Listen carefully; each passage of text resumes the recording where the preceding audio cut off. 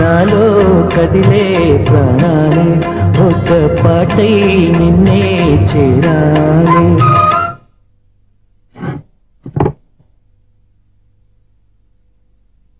అన్నం పెట్టనా? రామా కూర్చో. చాలమ్మా.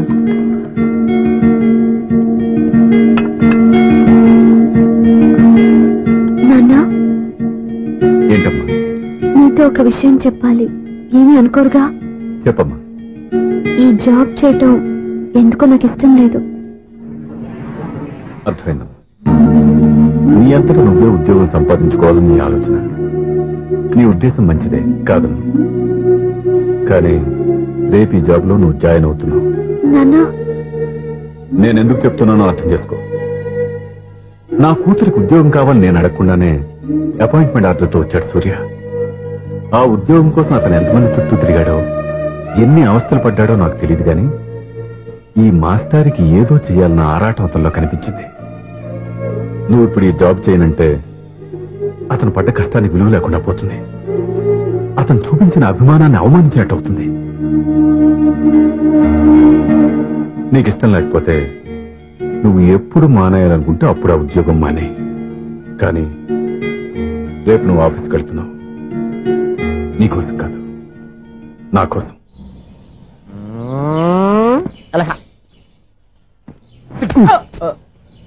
టైం అయిపోతుంది, ఇంకా మీ మిస్సం రాలేదటి. టైం ఉంది, ఇంకా 3 నిమిషాలు ఉంది.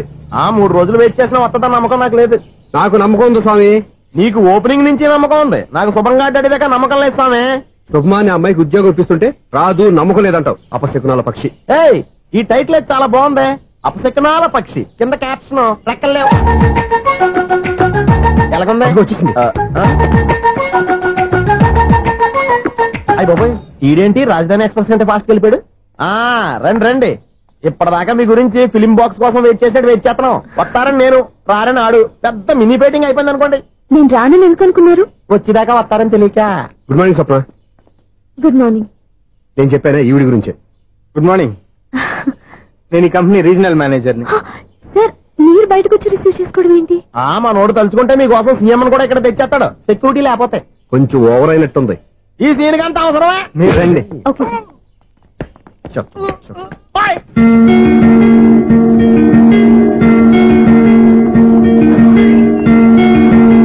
So this is your seat, feel free. మీరు చేయాల్సిన పని నా సెక్రటరీ వచ్చి మీకు చెప్తాడు. Okay, good luck. Thank you sir.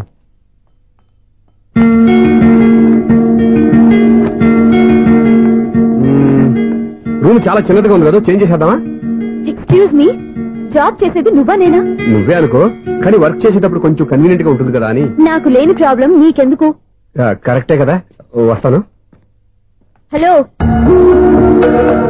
Frank గా చెప్పాలంటే ఈ జాబ్ చేయడం నాకు ఇష్టం లేదు. కానీ మా నాన్నగారికి తోకలవ్వే శిష్యుడిగా నువ్వు ఒకటివి దొరికావు. ప్రపంచంలో నాకు గొప్ప శిష్యుడు దొరికాడని ఆయనేమో ఒప్పిపోతున్నారు. జాబ్ చేయాలని ఆయన పట్టుపడితే విధి లేక విరక్తితో నేను ఇక్కడి దాకా వచ్చాను. నువ్వు ఇక్కడికి వచ్చి ఇది చేంజ్ చేసి అవి చేంజ్ చేస్తే నా మనసు చేంజ్ అవుతుంది అనుకోవద్దు. 1 minute. మళ్ళీ ఈ కంపెనీలో నిన్ను చూశానంటే ఇమ్మీడియట్ గా జాబ్ కి రిజైన్ చేస్తాను. మేషం, వృషభం, మిథునం అనుకోని వ్యక్తులు తారసపడతారు. మనకెవరు అనుకోని వ్యక్తులు తారసపడతారు ఈ రోజుల్లో? ఈ సెకండ్ గడుపుతున్నాడు వీడు దరిద్ర బ్రెయిన్ తో. ఏ వీక్ పాయింట్ లాగుతాడు ఇప్పుడు? ఎవరు చేయటం? Hello hello hello. ఏంటిడు ఫోన్ రింగ్ అవ్వకుండా అలవనేస్తాడేంటి? వీడేంటి వాడి పెదవులు వాడే కొరుక్కుంటూ ఏదో ఆలోచిస్తున్నాడు. ఎక్కడో ఏదో డిఫెక్ట్ ఉంది, చెప్తా. హలో, నేనయ్యా సెక్రటరీ మాట్లాడుతున్నాను. స్వీపర్ అనుకుంటున్నావా ఏంటి? ముందు మీరు ఫోన్ మాట్లాడండి, తర్వాత మనం మాట్లాడుకుందాం. ఓకే ఓకే, తర్వాత మాట్లాడుకుందాం. ఈడేంటి నేను చెప్పిందే ఫోన్ లో వేరేవాడితో చెప్తాడు ఏంటి బాబు? రాగానే ప్రాబ్లం ఏంటో చెప్పాలి. అనుమానంగా అలా చూస్తున్నావేంటి? డ్రైనేజ్ ప్రాబ్లం అండి. సంవత్సరం నుంచి చెప్తానే ఉన్నాను కదా. అయితే రైల్వే స్టేషన్ లో రిపోర్ట్ చెయ్యి, నాకు చెప్తావేంటి? అసలు నేను అడిగిందేంటి, మీరు చెప్పేదేంటి? సింక్ లేకుండా మాట్లాడతారేంటండి? సింక్ లేకుండా మాట్లాడుతున్నాను. ట్రైన్ గురించి కదా నువ్వు అడిగావు. అదిగో మళ్ళీ నేను డ్రైనేజ్ అంటుంటే మీరు ట్రైన్ అంటారేంటండి? డ్రైనేజీయా? ఎక్కడో లిప్పు లిప్పు తెలిపోయింది. నువ్వు మాట్లాడింది నాకు అర్థం కాలేదనుకుంటున్నావా? నేనే కామెడీగా ఉంటుందని కొంచెం కామెడీ చేశారంతే. ఇదేంటి నేను మాట్లాడుతుంటే ఫోన్ ఒక్క చూస్తున్నావేంటి? హలో, నేను ఇక్కడ మాట్లాడుతుంటే నా ఫేస్ చూడకుండా ఫోన్ ఒక్క చూస్తావేంటి? ఫోన్ రింగ్ అవుతుంది అక్కడ. ఇంకో నాకు వినపడలేదనుకున్నావా? నిన్ను పంపించిన తర్వాత ఫ్రీగా మాట్లాడుకుందామని. అది నువ్వు వెళ్ళు, ప్లంబర్ వస్తాడు. Bye. Hello, secretary of Vinayaka apartments speaking. నాకు గుండు సూది కింద పడ్డా వినిపిస్తుంది తెలుసా? ఫస్ట్ టైం ఫోన్ రింగ్ అవ్వకుండానే ఎత్తి మాట్లాడాడు. సెకండ్ టైం ఫోన్ రింగ్ అయినా ఎత్తలేదు. ఇప్పుడేమో అవతల కట్ అయిపోయినా మాట్లాడేస్తున్నాడు. ఓకే ఓకే, తర్వాత మాట్లాడుకుందాం. వీడేంటి మళ్ళీ ఆడి కొనుక్కుంటున్నాడు? వీడి దెబ్బకు చెవులే కాదు ప్రాణాలు కూడా పోయేటట్టున్నాయి. ఏంటయ్యా నన్ను డిస్టర్బ్ చేయొద్దని ఎన్నిసార్లు చెప్పినా వినిపించుకోవే? నీకేమైనా చూడా? ఫోన్ రింగ్ అవుతుంది. ఫోన్ రింగ్ అవుతుందా? మాకు వినిపించట్లేదు అనుకుంటున్నావా? మాకు వినిపిస్తుంది, నువ్వే చెప్పక్కర్లేదు. హలో, ఎవరిది? ఇదిగో మీరు ఎవరైనా సరే అప్పుడు మీతో మాట్లాడే తీరిక నాకు లేదండి. ఫోన్ పెట్టేసేయండి. నువ్వు ఇంకా ఇక్కడే ఉన్నావేమయ్యా, వెళ్ళు. ఇదిగో నీ సమస్యలు ఇప్పుడు నాకు చెప్పక వెళ్ళిపో వెళ్ళిపో వెళ్ళిపో. ఇదిగో నువ్వేం చెప్పరా ఇప్పుడు నేను వెళ్ళానయ్యా. అసలు వినిపిస్తా కదా వింటానుగా. ఏంటి నీకు చెవుడు? నాకు చెవుడా? ఎవరు చెప్పారు నీకు నాకు చెవుడని? ఒకటి చెప్పాలేటి, నేను ఇప్పుడే వెళ్ళి డాక్టర్ తీసుకొచ్చి మన అపార్ట్మెంట్స్ లో అందరి మధ్యన మీటింగ్ ఎట్టి నీకు చెవుడా నిరూపించకపోతే ఆ పని మాత్రం చెప్పక దండం పెడతా. నేను ఆ పని చేయకుండా ఉండాలంటే ఈ నెల నుంచి నువ్వు మెయింటెనెన్స్ అడగకూడదు. ఇచ్చినా నేను తీసుకోను. అలాగే నా పర్సనల్ మెయింటెనెన్స్ కూడా నువ్వే చూసేసుకో. పర్సనల్ మెయింటెనెన్స్ కూడా నేనే ఇవ్వాలన్నా? ఇది మరీ అన్యాయం. తొండి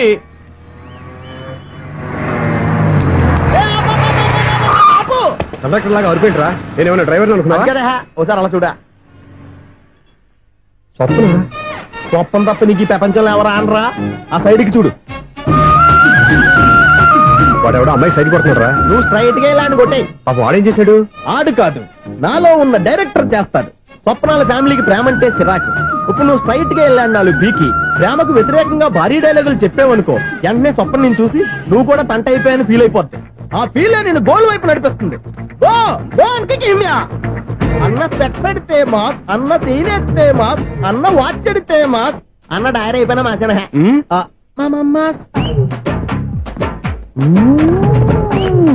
ఎరా? ఆడపిల్లంటే అంత సీప్ గా ఉందా? ఒంటరిగా బస్ స్టాప్ లో కనపడితే సైడ్ కొట్టేస్తావా? ఒరేయ్, ఇంకొక్కసారి నిన్ను బస్ స్టాప్ లో చూశాననుకో బట్టలతో సహా సీరేస్తాను రే. ఆయన ఎందుకు కొడుతున్నారు? నువ్వు ధైర్యంగా ఉండమ్మా, నీకు నేనున్నాను. నువ్వు నాకెందుకు ఏడవడానికి? ఆయన వదలండి. అదేంటమ్మా సైడ్ కొట్టి వాళ్ళందరినీ క్షమించేస్తున్నావా? సైడ్ కొట్టడం ఏంటి? మా ఇద్దరికి నిశ్చితార్థం అయిపోయింది. నిశ్చితార్థం అయిపోయిందా? అంటే ఎంగేజ్మెంట్ అయిపోయి కూడా కూర్చోబెడతారా? Wish you happy married life. ఈ వెధవేషాలన్నీ అమ్మాయిని బొట్లో వేయడానికేగా. ఈ విషయం మీకు ఎలా తెలుసండి? ఇలాంటి బేవస్ డైరెక్షన్ చేసావంటే చెప్పుతో కొడతా. పెద్ద 420 కేసుల్లో ఉన్నారు, జాగ్రత్తగా ఉండండి. అజ్జి బాబోయ్, ఇదే ఉత్తర బాబా డైరెక్టర్ గా డైరెక్టర్ లా ఉంది.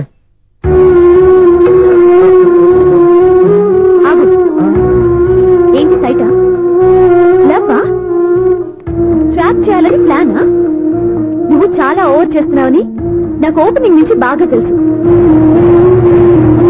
మా నాన్నగారి దగ్గర నువ్వు చదువుకున్నావని చెప్పిన ఆ ఇయర్ లోనే మా అక్క కూడా చదువుకుంది. నువ్వు ఆ ఇయర్ లో చదవలేదని నాకు క్లియర్ గా తెలుసు. ఎందుకంటే మా అక్క క్లాస్మేట్స్ అందరూ నాకు బాగా తెలుసు. అయినా నేను బయటపడలేదు. ఎందుకో తెలుసా? తన దగ్గర చదువుకున్న స్టూడెంట్ మంచి పొజిషన్ లోకి వచ్చాడని మా నాన్నగారు చాలా సంతోషపడ్డారు. మా అక్క ఇల్లు వదిలి వెళ్ళాక ఫస్ట్ టైం ఆ రోజు ఆయన ఫేస్ లో ఆనందం చూశాను. ఆ ఆనందం అలాగే ఉండాలని నువ్వు ఎన్ని డ్రామాలు ఆడుతున్నా భరిస్తూ నిన్నే గమనిస్తూ వచ్చాను. నాకు జాబ్ ఇప్పించావు. మా బ్రదర్ కి ఇంజనీరింగ్ సీట్ కోసం ట్రై చేశాం.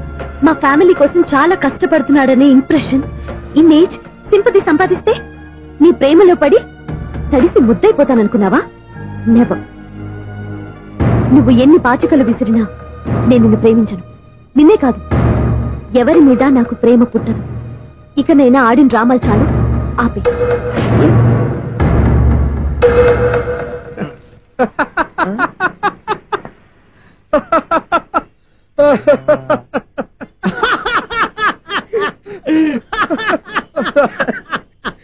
నేను ఆ అమ్మాయిని ప్రేమిస్తానంట. పాపం చిన్నపిల్ల కదా, ఎక్స్పీరియన్స్ లాగా క్షమించదులే. హలో, ఐశ్వర్య రాయ్, కరీనా కపూర్. రోజు ఫోన్లు చేస్తుంటే ఎత్తట్లేదు మా వాడు. ఇదిగో ఇంతమంది అమ్మాయిలు లవ్ లెటర్లు ఇస్తే మేమిద్దరం చలి తట్టుకోలేక పొద్దున చలిమంట వేసుకున్నాం వాటితోని. ఏమంటే వాళ్ళంత మంది కోటీశ్వర్లు మా అమ్మాయిని చేసుకో వస్తుంటే వాళ్ళందరినీ క్యూలో నుంచోమంటున్నాడు వీడు. అమ్మో, నా వల్ల కాదు. చూడు స్వప్న, నిన్ను చూసి జాలిపడాలో బాధపడాలో నాకు తెలియట్లేదు. అయినా ఈ తప్పు నీది కాదులే, నీ వయసుది. నీ ఏజ్ లో ఉన్న అమ్మాయి ఎవరైనా ఓ మగాడు తన వైపు చూస్తే నన్నే చూస్తున్నాడు, నా కోసమే ట్రై చేస్తున్నాడు అనుకోవడం కామన్. కానీ నన్ను కూడా అలా చూడడం నీ తప్పు. ఈ సంగతి మాస్టర్ గారికి తెలిసి ఎంత బాధపడతారో తెలుసా? నేను మీ నాన్నగారు వెనకపడ్డాను, ఆయన కోసం ఇంటి చుట్టూ తిరిగాను. అంత మాత్రాన్ని నువ్వు అలా ఆలోచించకూడదు, నీకు ఆ ఫీల్ రాకూడదు. పొరపాటు నీకు ఆ ఉద్దేశం నేను రప్పించిన, నా ప్రవర్తనలో తేడా కనిపించిన నన్ను క్షమించు. వస్తాను. హలో, మా ఓడు జెంటిల్మెన్ కాబట్టి జెంటిల్మెన్ లా బిహేవ్ చేశాడు, అడ్వైజ్ చేశాడు. అంత మాత్రం చేత మీరు ఇప్పుడు ఇంటికి వెళ్ళిపోయి దుబ్బని బెడ్ మీద పడిపోయి అటు ఇటు తెగదొల్లేసి తలగల్లేసి ఇంచేసి సాంగ్ లోకి వెళ్ళిపోకుండా రాంగ్ సిచ్యువేషన్ అయిపోద్ది. హ్యాపీగా ఇంటికి వెళ్ళి అన్ని మర్చిపోయి హాయిగా నిద్రపోండి. Good night. జట్ట అలా అవుట్.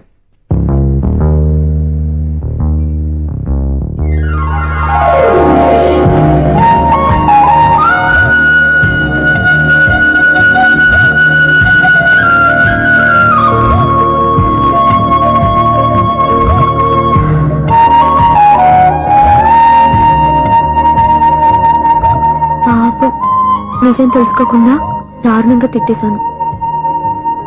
అతను చెప్పింది నిజమే, నేనే తొందరపడ్డా. అతను ఎప్పుడూ రాంగ్ గా బిహేవ్ చేయలేదు. అతను వెంట పడుతున్నాడని, ట్రాప్ చేస్తున్నాడని నేనే తప్పుగా అర్థం చేసుకున్నా.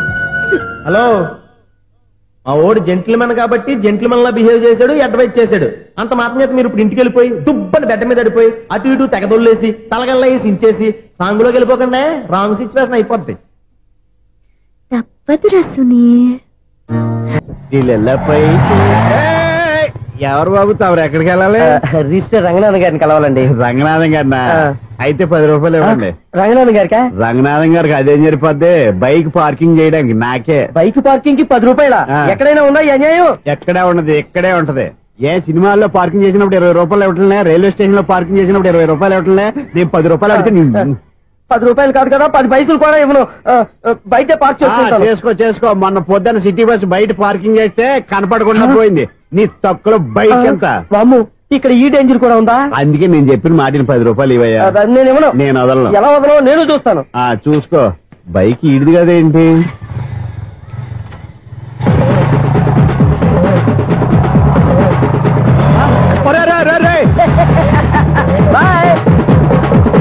ఉల్లుక్క పట్ట నాకే మస్క ఇచ్చి లోపలికి వెళ్తావురా? రేయ్, ఇది సింగిల్ గేట్ పద్మం ఇవ్వరా, దొరక్కపోవు. నీ సంగతి చూస్తా. ఏది నువ్వు చూసేది? సీడీ చుట్టానికి నా పర్మిషన్ ఎందుకు? ప్లేయర్ కావాలి గానీ. ప్లేయర్ లేదు కాబట్టి నీ దగ్గరకు వచ్చాం. ఒక 6,000 ఇత్తలు కొనేసుకుంటాం. ఎంత? జస్ట్ 6,000. Just 6,000 sir? నువ్వు అడిగినప్పుడు ఇవ్వడానికి ఇక్కడ నేను ఫైనాన్స్ కంపెనీ పెట్టుకోలేదు. అంతేనా? నా మాటలువా? వినాను, నాకు వినపడదు, ఇలాంటివి అసలు పడవు. ఏంటి చెప్పు? చెప్తా. చెప్పు. అపార్ట్మెంట్ సురేష్, మనం ట్రైన్కి డ్రైనేజీకి వ్యక్తిని సెక్రటరీగా పెట్టుకున్నాం. అరే ఆపరా బాబు, అందుకే మన సమస్యలన్నీ చెప్తున్నా. ఆయన చెవికి వినపడట్లేదు. మన సమస్యలు వినలేను చెవిటివాడా మన సెక్రటరీ. అరే ఆపరా బాబు, ఎందుకన్నా లౌడ్ స్పీకర్ లా పెద్దగా అరుస్తావు? పోను ఒక్కొక్కరి దగ్గరికి వెళ్ళి చెవిలో సీక్రెట్ గా చెప్పానా? CD player ఖరీదంతా 6,000. ఇస్తానులే, తీసుకో. ఇప్పుడు డబ్బులు లేవు కానీ బయటకు వెళ్ళినప్పుడు ఏటీఎం లో డ్రా చేసుకొస్తా. మన అపార్ట్మెంట్స్ పక్కనే ఏటీఎం మిషన్ ఉంది. నా అకౌంట్ లో ఎంత ఉంది? 18,000 దాకా ఉన్నాయి. మొత్తం కనుక్కున్నావు డీటెయిల్స్. సరే పోయి ఆఫీస్ లో కూర్చో, నేను డ్రా చేసుకొస్తా.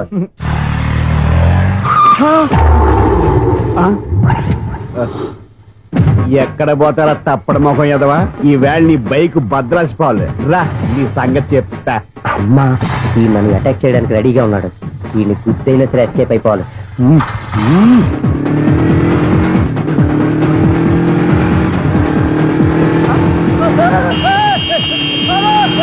సిడీ పేరు కూడా పెట్టారంట. బ్యాంకులో 18,000 ఉంది కదా, మీకు చెబుడు కదా, వీడికెందుకు ఈ విషయాలన్నీ?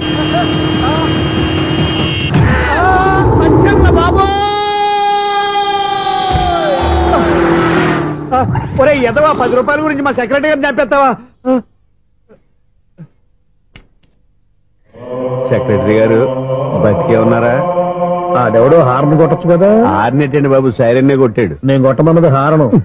సర్లేండి, ఎవరన్నా చూస్తే బాగుండు. లేవండి. నేను కింద పడ్డారని అందరికి చూతావా ఏంటి? చిచ్చి, ఎందుకు చెప్పను? అది ఆ మాత్రం అభిమానం ఉండాలి సెక్రటరీ అంటే. ఇంక లేవండి. థ్యాంక్స్. మీరేమీ కంగారు పడకండి, బ్రహ్మాండమైన సంబంధం తీసుకొస్తాను. మీరు నా మాట నమ్మాలి. ఇదే మాట సంవత్సరం నుంచి చెప్తున్నారు. ఏం చేయమంటారు సార్, ఈ రోజుల్లో కూడా పెళ్లి కొడుకులు కట్నం అడుగుతున్నారు, లేదా అమ్మాయికి జాబ్ ఉందా అని అడుగుతున్నారు. ఎలాగో అమ్మాయికి జాబ్ వచ్చేసింది కాబట్టి ఓ బ్రహ్మాండమైన సంబంధం చూస్తాను. మీరు నా మాట నమ్మాలి. వస్తానండి, వస్తానమ్మా. అయ్యో టైం అయిపోతుంది, అవతల బోల్డని పనులు ఉన్నాయి. అంటే సంబంధం ఎవరికి? స్వప్నకు బాబు. కొంప ములిగిందిరా. కుదిరిందా? మంచి సంబంధం తీసుకొస్తానని చెప్పి ఇంతవరకు ఒక్క మంచి సంబంధం కూడా తీసుకురాలేదు.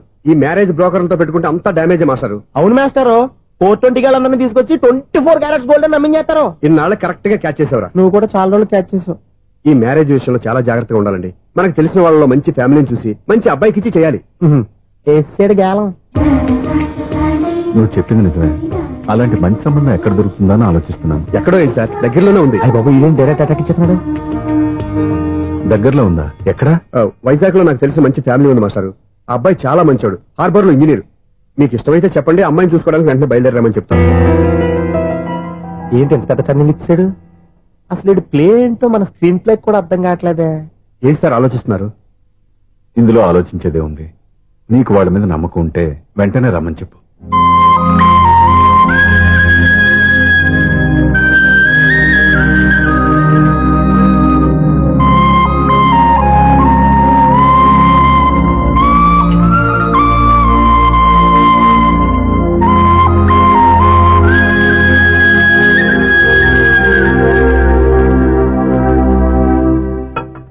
మీ గురించి, మీ కుటుంబం గురించి సూర్య ఎంతో గొప్పగా చెప్పాడు. మిమ్మల్ని చూశాక ఆ నమ్మకం ఇంకా ఎక్కువైంది. మా సూర్యకి నా మీద ఉన్న అభిమానం లాంటిది. ఒక్కొక్కప్పుడు మంచి స్టూడెంట్ దొరకడం కూడా గురువు అదృష్టం. మా సూర్యను చూసినప్పుడల్లా నాకదే అనిపిస్తుంది. మాస్టర్ అలాగే అంటారు, మీరేం పట్టించుకోకండి. ఇది చిన్నప్పటి నుంచి ఇంతేనండి, ఎవరి పోకుండా ఈజీగా సిగ్గుపడిపోతాడు. మీరు కూడా మాస్టర్ దగ్గరే చదువుకున్నారా? నేను ఈయన దగ్గర చదువుకున్న తక్కువ అని, ఇంట్లో చదువుకున్న ఈనాడు పేపర్లు ఎక్కువ అండి. తను సినిమా రైటర్, డైరెక్టర్. డైరెక్టరా? ఇంటికి మీరు ఏ సినిమాలు తీసారండి? ఇంకా తీద్దామని వీడేం చేస్తారు? వీడి గురించి చెప్పాలంటే మాయా బజార్ అంత కథ ఉందండి. ముందు అమ్మాయి ఎలా ఉందో చెప్పండి. ఆ అమ్మాయికి ఏమండి బంగారు బొమ్మలా ఉంది. బొమ్మలా ఏంటండి, అందం మంచితనం ఉన్న అమ్మాయి అందరికీ దొరుకుతుందా? పైగా చదువుకు చదువు, తెలివికి తెలివి. ఒక మాటలో చెప్పాలంటే ఆమె మీ ఇంటి కోడలైందనుకోండి, సరస్వతీదేవి, లక్ష్మీదేవి మీ ఇంట్లో కొలువున్నట్టే. నీ మనసులో నా గురించి ఇన్ని ఆలోచనలున్నాయా? నువ్వే గెలిచావు. ఈ పెళ్లి చూపులు అతనికి నాకు కాదు, నీకు నాకు. ఎన్ని సంబంధాలు వచ్చినా క్యాన్సిల్. ఈ జన్మకి నువ్వేరా నా మొగుడివి. ఎన్నిసార్లు చెప్పాలా నీకు? కోర్త కళ్ళర్ కింద పడిపోతాయి అలా. అన్నా, ఒక్క లెటర్ రాసి పెట్టానా? నీ హ్యాండ్ చాలా మంచిదన్నా. నీ హ్యాండ్ తో నా లవర్కి లవ్ లెటర్ రాస్తే నా లవ్ సక్సెస్ అవుతానా? ఒరే, లవ్ లో నేను ఏ హెల్ప్ అయినా చేస్తాను, కానీ ఈ లెటర్స్ మాత్రం రాయను రా బాబు. దేనికన్నా? ఇలాగే ఓసారి ఒక లెటర్ రాస్తే దాన్ని వదిలేసి నన్ను తగులుకుంది. దాన్ని నేను వదిలించుకునేసరికి 5 కేజీలు 8 తగ్గి నీరసం వచ్చింది నాకు. ఒరే, నువ్వు ఇంకా ఎక్కడున్నావురా? ఇది ఇంటర్నెట్ కాలం రా. ఇంటర్నెట్ లో మ్యాచ్ ఫిక్సింగ్లు, మ్యారేజ్లే కాదురా, శోభనాలే జరిగిపోతున్నాయి. నువ్వు మరీ కీస్పూరంగా ఆలోచించావంటే ఎల్లొక్క ఫోన్ చేయరా, నిమిషంలో అమ్మాయి సెట్ అయిపోతే ఎలా? ఏంటి వీడు కూడా